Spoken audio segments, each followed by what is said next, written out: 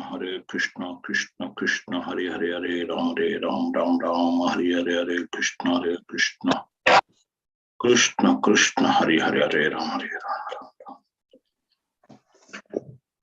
Hare Krishna, everyone. So let's begin with invocation. And somebody can, remind the session has started. Yeah, I think Sumedha has already done it. No issues. Om Namo Bhagavate Vasudevaya.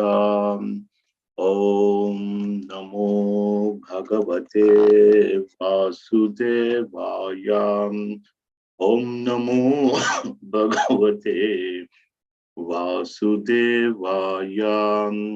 Narayanam Namaskritya Naram Chaiva Narottamam Devim Saraswatim Vyasam Tato Jayamudirayet Nashtaprayeshva Bhadreshu Nityam Bhagavata Sevaya Bhagavatyuttama Bhaktirubhavati Naishtuki. Jai Shri Krishna Chaitanya Prabhu Nityananda Shri Advaita Gadadhara Shivasadi Gaura Bhakta Vrindam. Hare Krishna, Krishna Krishna, Hare Hare, Hare Rama, Rama Rama, Hare Hare.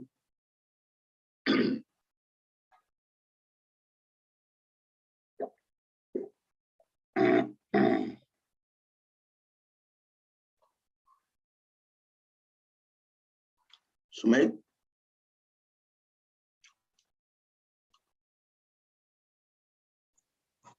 Okay, he's not there. Somebody's asking. Somebody's asking to resend the link, so I will do that. I'm doing it just now. Give me 1 second. Thank you. No, I was struggling. I thought Paul me out to go back through the group. It would be good if it was brought back in again. Thank you. I tried to go into my Zoom, but then I had to put a code in which I didn't know, so that lost me some time. Yeah. Hare Krishna. Thank you. Hare Krishna. So the group link and the meeting ID passcode are given in the group description.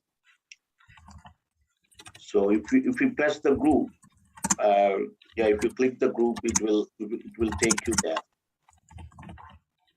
Okay, so Hare Krishna, let's begin the chapter. Chapter 22nd.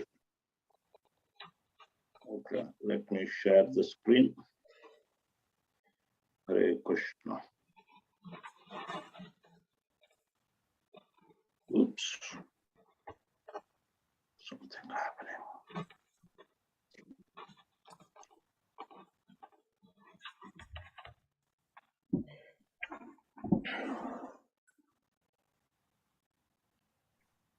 We have completed 21st chapter last week, and today we will be doing the 22nd chapter, which is entitled The Marriage of Kardama Muni and Devahuti. So,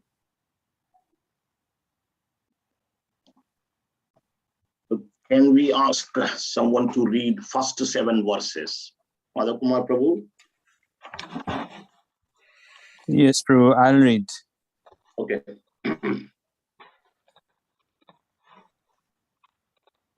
The marriage of Kardama Muni and Devahuti. Text 1.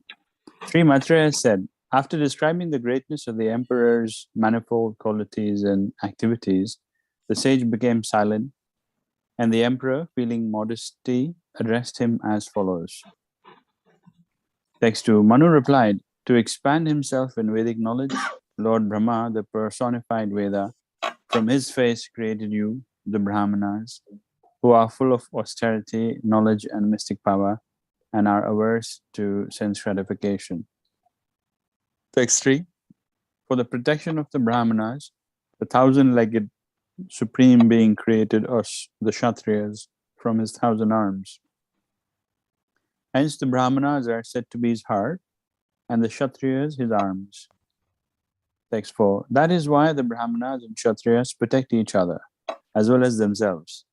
And the Lord himself, who is both the cause and effect and is yet immutable, protects them through each other. Text 5. Now I have resolved all my doubts simply by meeting you, for your lordship has very kindly and clearly explained the duty of a king who desires to protect his subjects. Text 6. It is my good fortune that I have been able to see you, for you cannot easily be seen by persons who have not subdued the mind or controlled the senses. I am all the more fortunate to have touched with my head the blessed dust of your feet. Text 7. I have fortunately been instructed by you, and thus great favor has been bestowed upon me. I thank God that I have listened with open ears to your pure words. Thank you, Prabhu. Thank you, Hare Prabhu. Krishna. Hare Krishna. Hare Krishna. So in the last class, we have discussed chapter 21st, entitled The Conversation Between Manu and Kardama Muni. Manu here refers to Swayambhu Manu, is the first Manu in this day of Brahma. So in that chapter, we had seen that Kardama Muni meditated on the Lord for 10,000 years on the bank of river Saraswati in a place called Bindu Sarovara, where it is called Bindu Sarovara because Lord had visited that place to give his blessings to Kardama Muni, and he shed tears in that place out of compassion. So that's why this place is called Bindu Sarovara. And Kardama, after receiving the Lord and offering his obeisances, he offered various prayers. And then he actually asked, pure devotees don't ask for a boon from you. However, but I am asking a boon. My Lord, that I'm seeking for a suitable girl in marriage. Because I was ordered by Lord Brahma to populate, and Lord Brahma is indirectly ordered by you. So this is service. This is your service. This is your request. This is your instruction. And that's why I'm looking to marry a nice girl. And then Lord was very pleased with Kardama Muni, with his austerities, with his behavior. Then he said that, day after tomorrow, Manu will bring his daughter, Devhuti, and he will hand over his daughter to you. You will have 9 daughters and 1 son. That is myself. I will take birth in the womb of Devhuti through you. And after that, you will leave for forest for meditation and renunciation. And saying this, Lord had left that place. And as Lord has mentioned, Manu, with his wife, along with his daughter and other subjects, he came to that place. So Kardama Muni received them very nicely. Then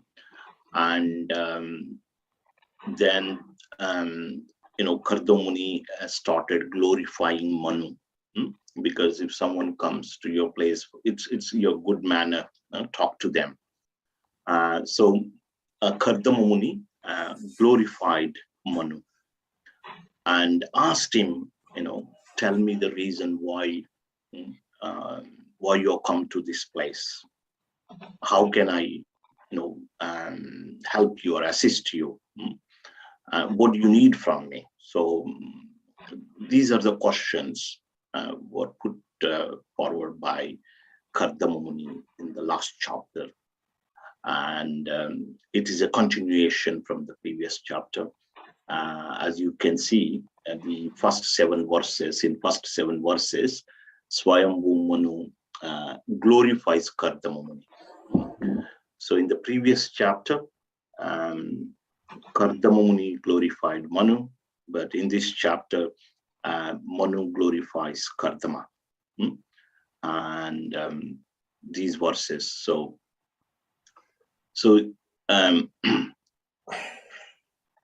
after describing the greatness of Manu, Kardama Muni just fell silent. And then Manu replied. So Manu was, saying that you are a Brahmana. Brahmanas are a representation of Vedas. They are full of austerity, knowledge, and mystic power, and they are averse to sense gratification. And they are personified Vedas. Brahmanas are like that. And he says that we are Kshatriyas. Our duty is to protect Brahmanas. So there is a little bit of background noise coming from somewhere.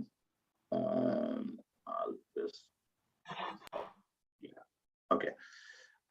So Brahmanas are like the heart of the Lord, and Kshatriyas are like arms of the Lord. And so Brahmanas are the head of the society, and they guide Kshatriyas, because Kshatriyas rule the land. So they need guidance. And so Brahmanas usually advise them, and based on that advice, Kshatriyas rule and protect Brahmanas as well as other people, like other social orders, mercantile and laborers will be protected and ruled. So this is a proper varnashrama system. And here you can see, a Brahmana is not by birth, but actually by quality. So full of austerity, full of knowledge, and they are averse to sense gratification. These are the qualities of Brahmanas. In the 18th chapter, Krishna describes the qualities of Brahmanas, qualities of Kshatriyas, Vaishyas, and Shudras. So Brahmanas are very calm, peaceful, serene, and they have patience, tolerance, and they undergo austerity, and they are full of knowledge, like that. So Kshatriyas, their main duty is to protect and administer. So this system is actually created by the Lord himself. So he then says that, I'm so fortunate I'm able to see you, meet you, and this is so nice. Just by meeting you, all my doubts are simply resolved. You are not easily perceivable by the common man. And I'm blessed to be bathed in the dust of your feet. When Manu came, he offered actually obeisances to Kardama Muni's feet. So Prabhupada describes in these couple of verses the greatness of saintly association. Manu came and he mentioned that he was able to dispel all his doubts just by seeing him, by talking to him. So Prabhupada in the purport, he mentions, maybe we can read that purport. It's very important because it is connected to Prabhupada. Let's read that purport. Madhav Kumar, if you are there, you can read the purport. I'll show you. Okay, Prabhuji. Yeah. From here, once. Can you see? Yes. Once we had the opportunity to meet Vishnupad Srimad Bhaktisiddhanta Saraswati Goswami Maharaj, and on first sight he requested this humble self to preach his message in the Western countries. There was no preparation for this, but somehow or other he desired it, and by his grace we are now engaged in executing his order, which has given us a transcendental occupation and has saved and liberated us from the occupation of material activities. Thus, it is actually a fact that if one meets a saintly person completely engaged in transcendental duties and achieves his favor, then one's life mission becomes complete. What is not possible to achieve in thousands of lives can be achieved in one moment if there is an opportunity to meet a saintly person. It is therefore enjoined in Vedic literature that one should always try to associate with saintly persons and try to disassociate oneself from the common man. Because by one word of a saintly person, one can be liberated from material disentanglement. A saintly person has the power, because of his spiritual advancement, to give immediate liberation to the conditioned soul. Here, Manu admits that all his doubts are now over, because Kardama has very kindly described the different duties of individual souls. Srila Prabhupada ki jai. Yeah. Very nice point. One should always try to associate with saintly persons and try to disassociate oneself from the common man. So you may ask, we have to live in this society. We have to interact with the common people. How can we do this?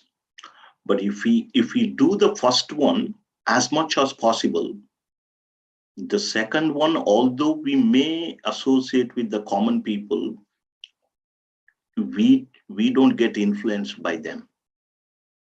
When we don't get influenced by them, when we do the first thing, we become strong. Just like Prahlad Maharaj, he was living in the midst of demons, but he was preaching to the demons. Just like Vibhishan, he was living again in the midst of demons because he never got deviated from the path of virtue.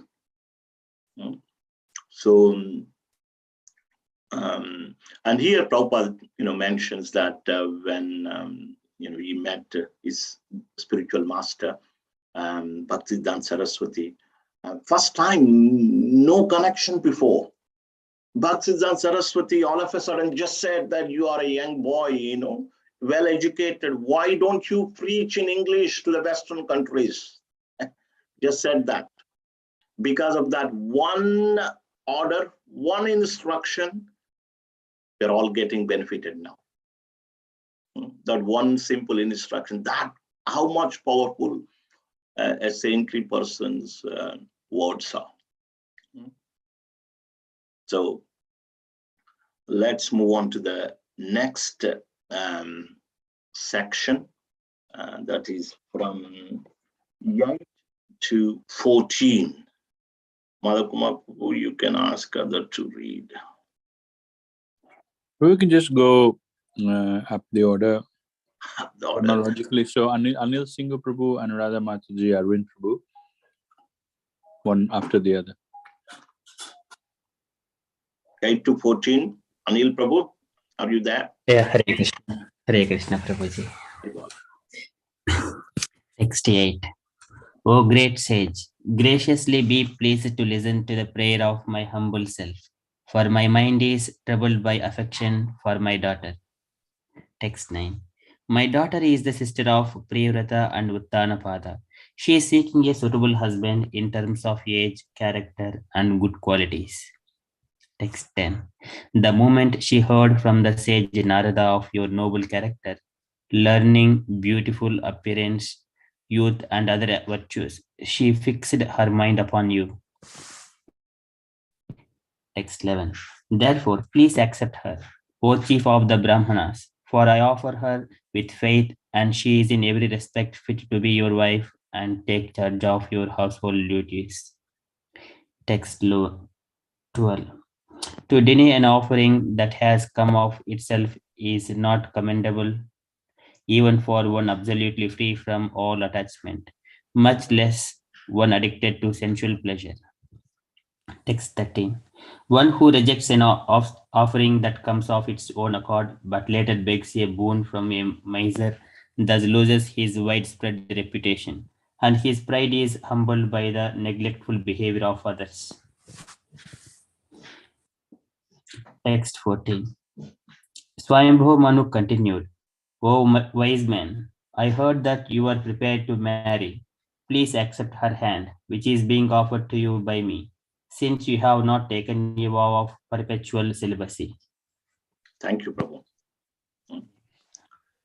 So in this section, so first, Manu glorifies Kardama, and then he says that, please accept my daughter in marriage. And so here he says that my daughter is Devahuti. She's the sister of Uttanapad and Priyavrata. What is she doing? She's seeking for a suitable husband in terms of age, character, and good qualities. Very important. These things come again and again here in this, chapter. So not only the external appearance that she's looking at, she is looking for a bridegroom in terms of age, suitable bridegroom, age, character, and good qualities. And so in this current age, I'm not sure how much importance is given to the character and good qualities of a partner. So it could be just the external appearance that people are just get attracted to.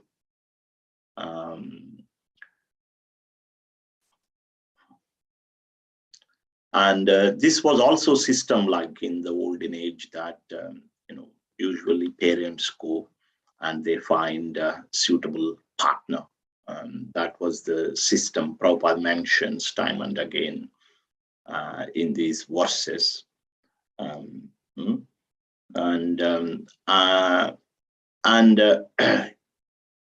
She actually heard from Narada of your noble character, learning, beautiful appearance, youth, and other virtues. She's fixed her mind upon you. Not only the appearance, if you see the text 10, how Devahuti got attracted to Kardama. Devahuti had never seen Kardama before. Because she was a princess, Narada used to come to their place, and Narada described the great qualities of Kardamuni: character, learning, and virtues. So not only along with the appearance. Prabhupada writes here that hearing from authority is most important than actually seeing someone. Narada is a bona fide person, yes? So hearing is very important, just like our Rukmini. Rukmini didn't see Krishna face to face. before she got married, she sends a letter with a Brahmana to come and, abduct her. Because her brother Shishupal was planning to hand over to, her brother Rukmi was planning to hand her over to Shishupal. So she sent a letter to Krishna with a Brahman, but she never seen Krishna before. But she heard the beauty, all the good qualities, good character of Krishna through Narada again. So Prabhupada writes a very important point here, that actually, because our senses, we have sometimes when we see a person, how much can we understand? They may trick us, they may act smartly, they may speak one thing, but their intention could be another thing. How much do we know about a person just by looking at externally? But if we hear from an authority, hear from the right source, then we can believe that. Similarly, just by hearing about the Lord through the authority of Guru and Srimad Bhagavatam, we can understand the spiritual world and the Lord as well.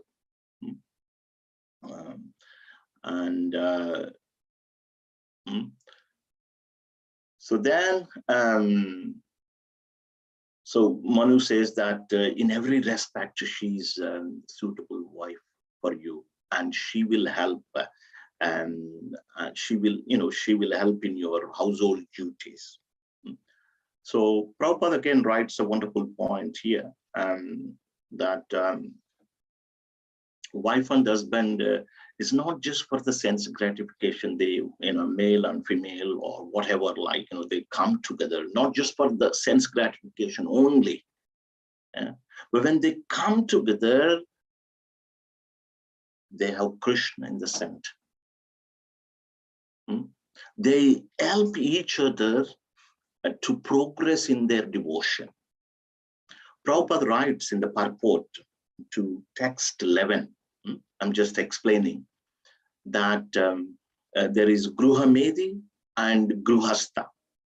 Gruhamedi is an householder who is just engaged in the sense gratification, all kinds of sense gratification. But Gruhastha is an householder. Their main focus is Krishna. Krishna is in the center. Wife and husband, they serve. They look after the children.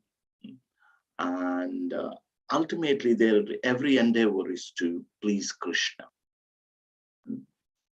And this is only possible when they have the right, they should have similar mentality, similar characters, similar qualities, similar age also, Prabhupada mentions. It becomes easy.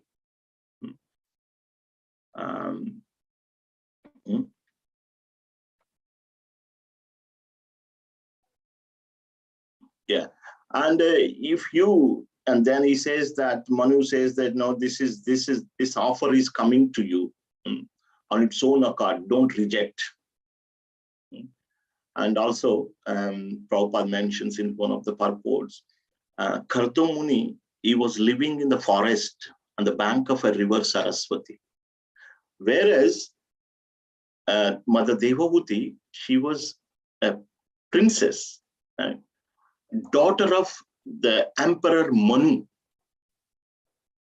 So what is the quality that Manu had seen? He did not see the wealth.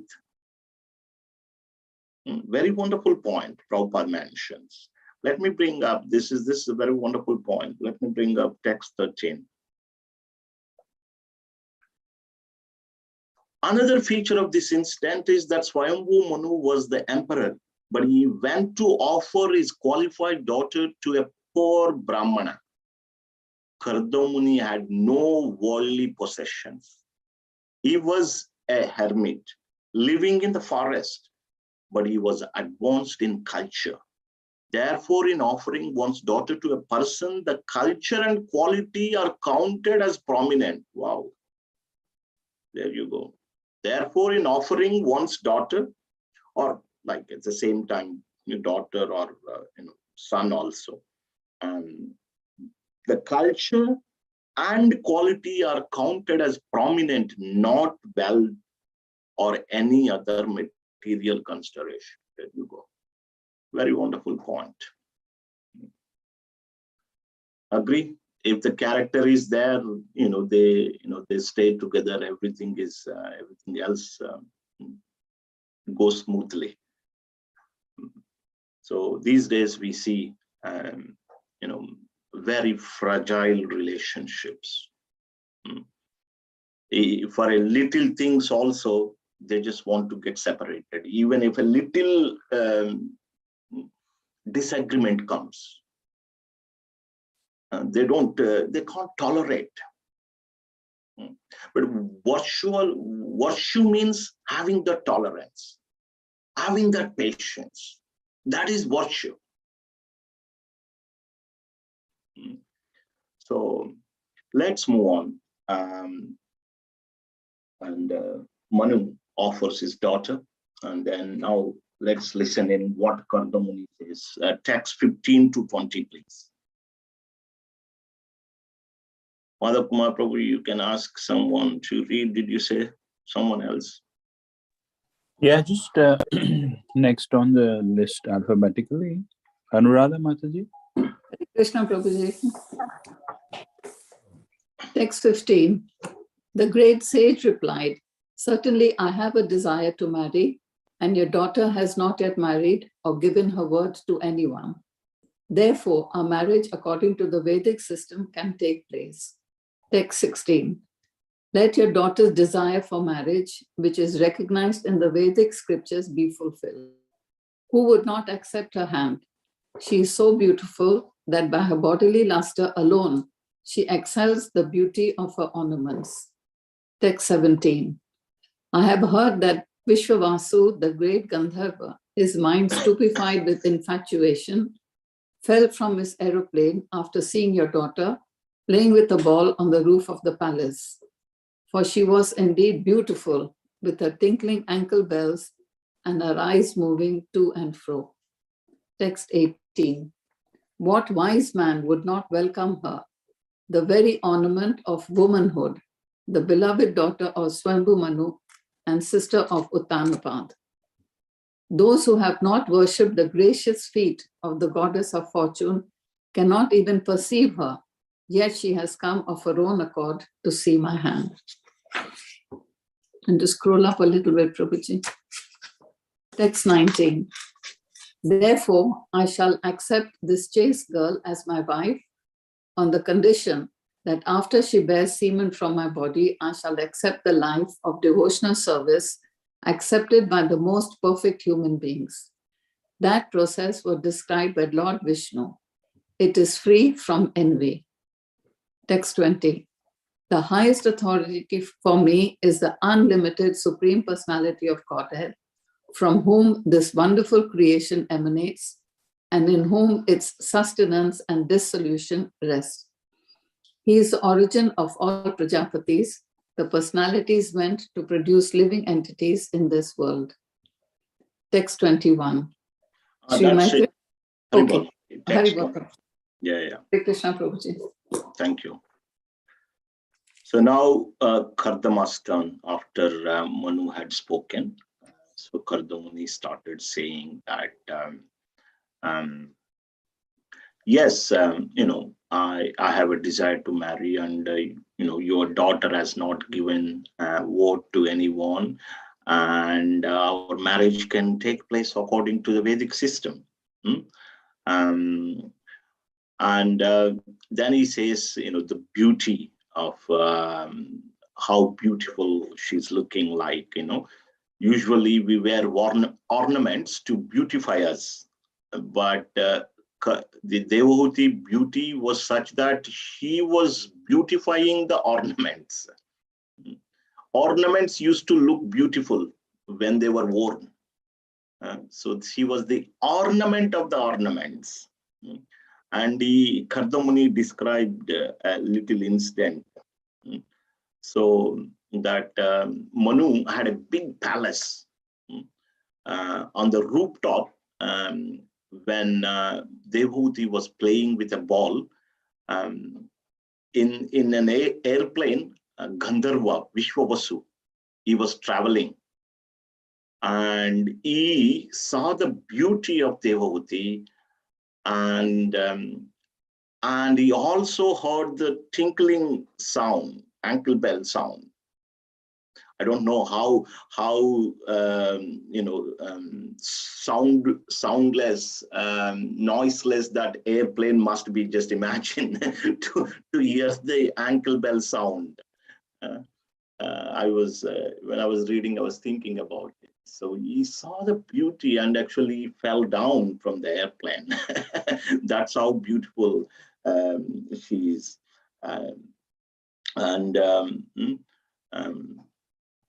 Then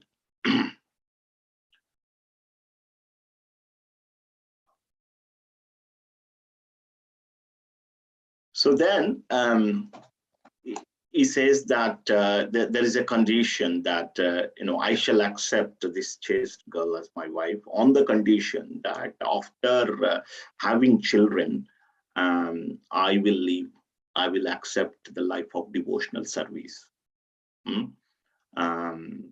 And this process is very much pleasing to Lord Vishnu. Just see, before entering into Grihasthashram, before getting married itself, he is planning his retired life. It's amazing, yeah. So he has a clear plan. So this is the condition. The condition is that after we have children, then I would have to take vanaprasth. This is so, and we have to see, like, what we can do. But in the current age, we may not be able to leave the family or whatever, but we should have a plan that at certain age, then I will retire from working and all, doing the other chores, and focus mainly worshiping the Lord. So that was the plan. Like, he had this beautiful plan, because he knows that he doesn't want to just get entangled in the household life forever. So after children were born, that's it, children are born, he's going to leave. That was his condition. You may ask, like, what happens to the wife? Yes, wife will be looked after by the son, grown-up son. That's how the system works. Okay, those were that was the condition set forth by Kardamuni. And let's read the next section. Oops, did I come back here? Okay, text 21 to 27. Hare Krishna. Sri Sorry. Okay, did I go somewhere? Actually, I did something wrong here. Sorry. Don't know what happened. Yeah, you can carry on reading, Prabhu, no problem. Sri Maitreya said, "O great warrior Vidura, the sage Kadama said this much only, and then became silent, thinking of his worshipable Lord Vishnu, who has a lotus on his navel. As he silently smiled, his face captured the mind of Devahuti, who began to meditate upon the great sage." 22.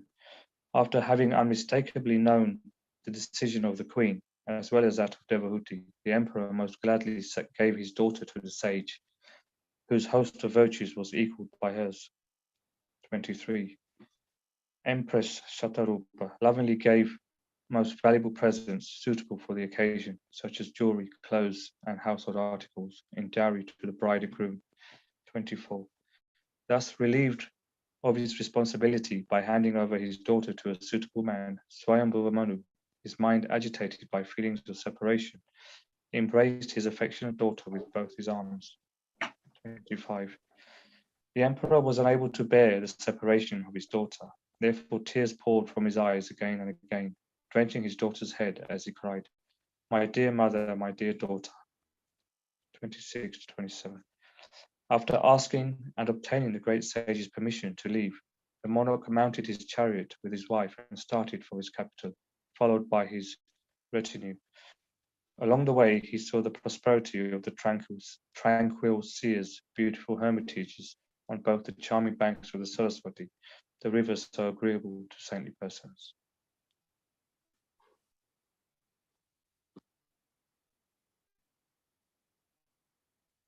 Was that it, Prabhuji? Hare Krishna.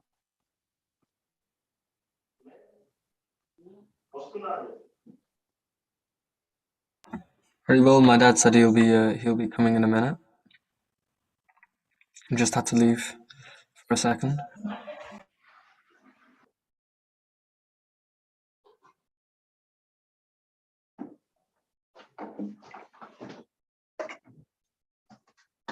All right. Sorry, I forgot to actually share the screen. Yeah. So text 27, up to text 27. Thank you. Arvind Prabhu?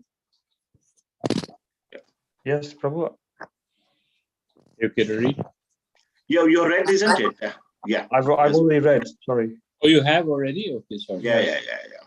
Then whoever is next. No, let me explain, Prabhu, this section.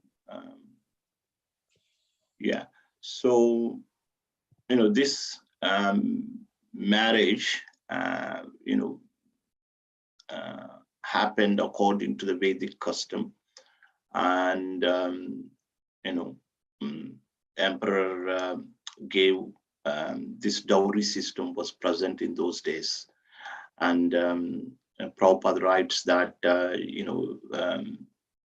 according to one's capacity, one will give dowry.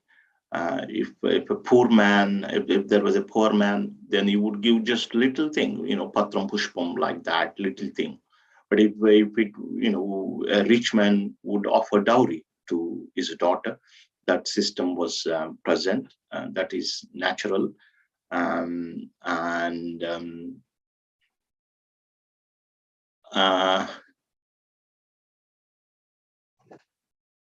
So one thing here I just wanted to mention, Kardama, after saying his condition, then he actually says in the text 21, he became silent. Yes. So this one, Kardama became silent. He spoke, and he described our beauty, our character, and then the condition that he would leave after the children are born. And then he fell silent. Very interesting point, you see, here. And, what did he do when he became silent? He started thinking of the Lord immediately. Just see, he had a little, he had a conversation, and immediately he started thinking about the Lord. So how, he must be a very, very pure devotee of the Lord. And Prabhupada writes. So when we talk to other people, then when there is a little gap, when we become silent, do we think about the Lord? No. But Kardama was in such a place, such a state, that he had spoke sometime, and then immediately started thinking of the lotus feet of the Lord. Okay, next we'll do the next section. This is the last section, text 28 to 39, please.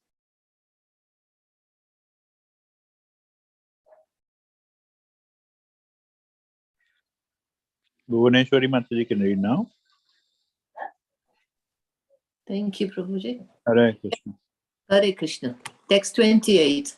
Overjoyed to know of his arrival, his subjects came forth from Brahmavrat to greet their returning Lord with songs, prayers, and musical instruments.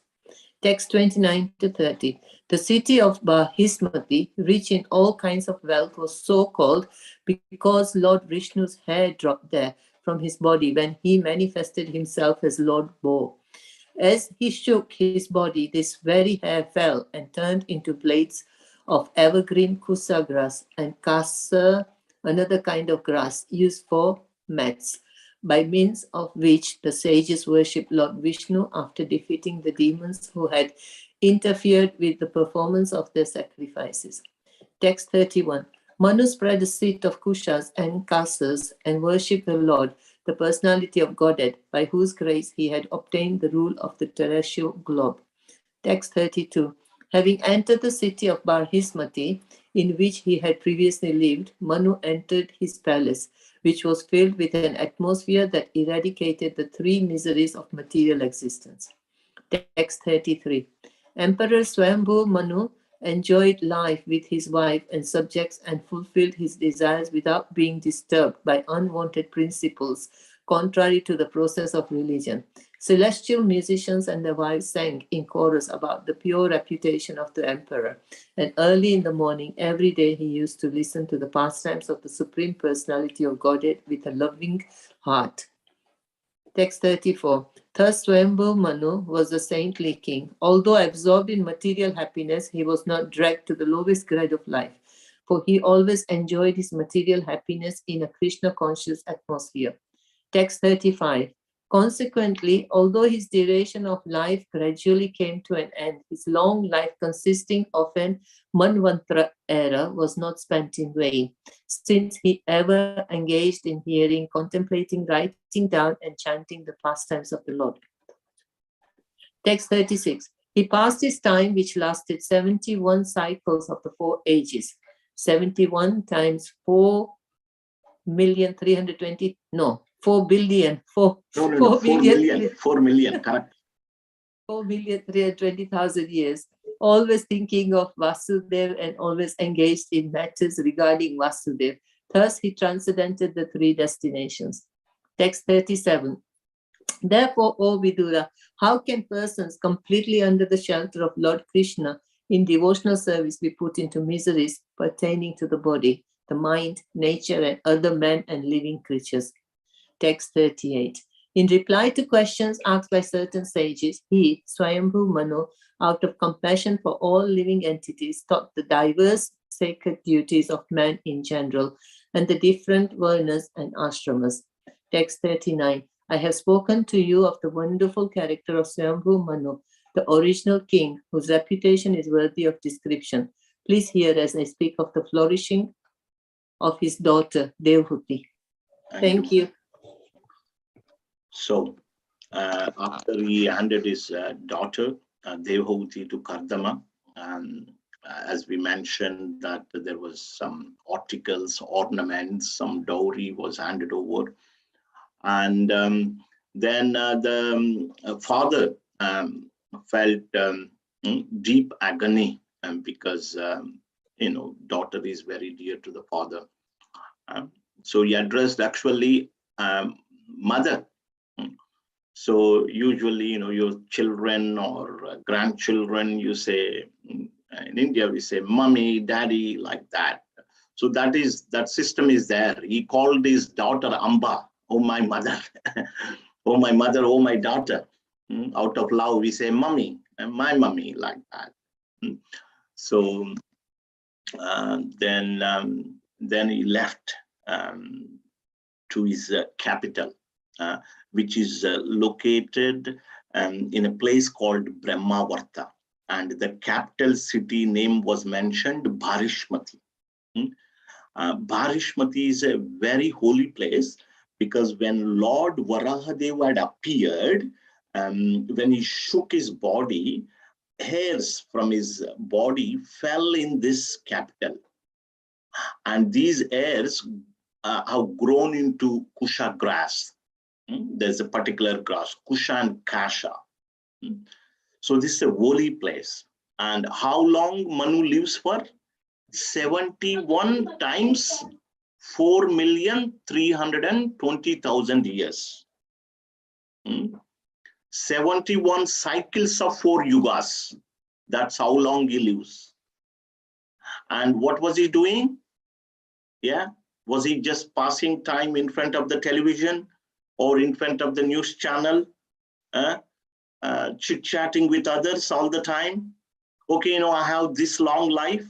Let me, in the last year, I will engage in the devotion. No, he was not doing it. If you read that verse, he passed 36.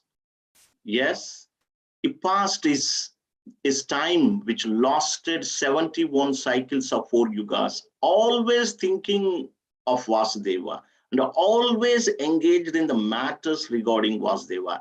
Thus, he transcended the 3 destinations. So he is not postponing. I would do the devotion later. Let me enjoy now. Even Brahma, what to speak of Manu? One day of Brahma, 14 Manus comes. 14 Manus. And Brahma, even though he had such a long time, 311 trillion, 40 billion years, he engages himself in the worship of the Lord. And how Manu ruled? Because he engaged in the service of the Lord, he could see the summer and winter seasons, miseries and happiness equally. He could tolerate both. He tolerated happiness, he tolerated misery. When you rule the kingdom, you will have problems. And he treated them equally. Meena Mataji, yes, at the end we will have a chat. Let me finish. So he did that. And what he did, like if you see, every day morning he was hearing the glories of the Lord. So this is how he passed his time. And there are 2 purports. We got a little time. We will read them. So the point is that these are called Raja Rishi, saintly kings. They are saints, but they are kings.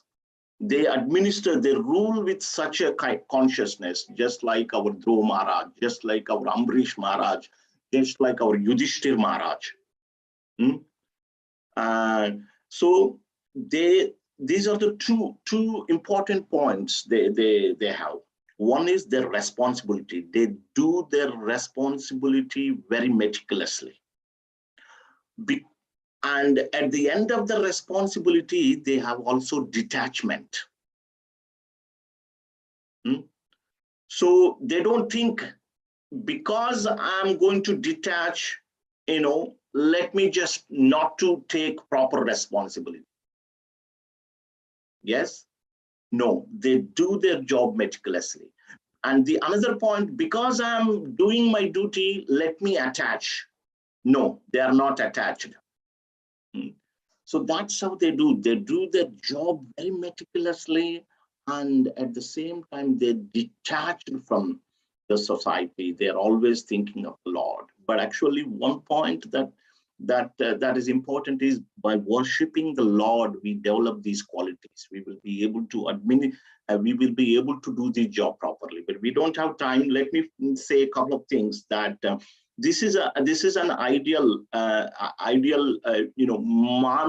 Manav is a man, and Manav come from Manu. We all come from Manu. So he is setting a good example for all our Manavas, or humans, men. Prabhupada says that we should follow in his footsteps. So do our duty, but engage in the devotional service of the Lord. Prabhupada says that these 4 things should be done in any household life. Regularly read and hear Bhagavad Gita and Srimad Bhagavatam. Regularly worship the Lord in the morning, evening, or just at least once.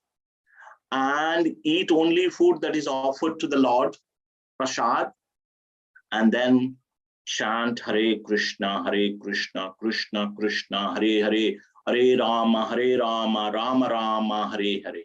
So We don't give up the our duty, but we perform it nicely, and at the same time we engage in the devotional service to the Lord, and we don't just get attached to the activity. I'll stop there. You can read purport when you go home. You can read purport to text 31 and text 34. I've summarized it anyway. 31 and 34, you can read the purport. Yes, Meena Mataji, please go ahead. Hare Krishna, Meena Mataji. Yeah. Haribol, yeah. So which three destinations is spoken about when it says that he transcended the three destinations? So yeah, I think, like, see, three destinations are Bhu, Bhuva, Swarga. So basically earth, and in between earth there is Bhuvarlok, and then there's Swargalok. Or the other one, probably three worlds are one. You can say that Martya is the earthly planet, and there is Patala. Patala is the below earth, and Swarga. Usually those who are addicted to karmas, only activity, they are rotated in these three worlds. Now they just rotate up and down. They do some good activities, they go to Swarga, they come here. When they again, if they do something bad, and then they take a lower birth, and they like that. So that's how I understood the destination. Okay, Hare Krishna, Prabhu. Thank you. So what is the summary? Let me just summarize in 1 or 2 minutes. So in this chapter, Swayambhu Manu glorifies Kardama as being a Brahmin, and he says his association was very much respected, very purifying. And then Manu offered his daughter, and when he was offering his daughter to Kardama, he was looking at the qualities, the character, and the age, not the just external appearance. And then Kardama accepts Devahuti, and he also mentions, talks about her beauty and her character, and then he puts a condition that he would leave the household life after children are born.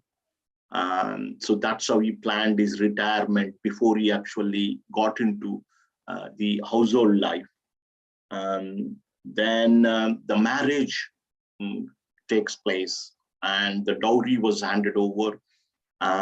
Then after the marriage, Emperor Swayambhu Manu, and along with his wife Shatarupa and all the other subjects, they returned to the capital of Bharishmati, in a place called Brahmavarta, and where Manu nicely ruled his subjects for 71 cycles of Divya Yuga, 71 cycles, yeah. And while ruling, he always engaged in the service of the Lord, always thought of the Lord. So that's how this chapter ends. Not only just rule, but engage in the service of the Lord. So he's a great Rajarshi, saintly king. If you read the 6th canto, where it is mentioned the 12 Mahajanas, 12 great gens. Have you heard this term Mahajanas? 12 Mahajanas are 12 great devotees of the Lord who actually know the truth about the Lord. And one of them is Swayambhu Manu. His name begins actually Swayambhu, Narada, Shambhu, Kumara, Kapilo, Manu. That Manu refers to Swayambhu Manu. He was such a great personality. Hare Krishna. Srila Prabhupada ki jai, Grandhara Srimad Bhagavatam ki jai, Nitai Gaura Premanati, Hari Hari. Hari. So Malakumar Prabhu, you want to mention anything? Hare Krishna, Prabhu. Thank you. Thank you so much for the session. My voice is echoing? Yeah. No. It's all, yeah. Yeah, no, thank you for the session. It was very nice. Good reminders. We think in our lives, we have big designations and lots of responsibilities. So therefore, we don't have time to chant and pray.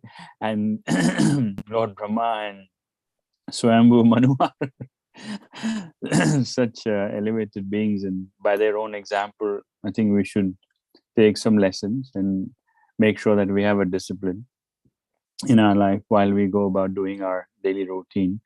Spend some time for our devotional life, because that's the only thing that will stay with us. So thank you for the reminders. I just wanted to mention that this Saturday we are going to do the last session for the Children's Bhagavatam course. It is concluding this week. We had about 35 members, and all the participants were given a storybook. It had 35 stories from Srimad Bhagavatam, presented in a child-friendly way, but even adults can read and enjoy.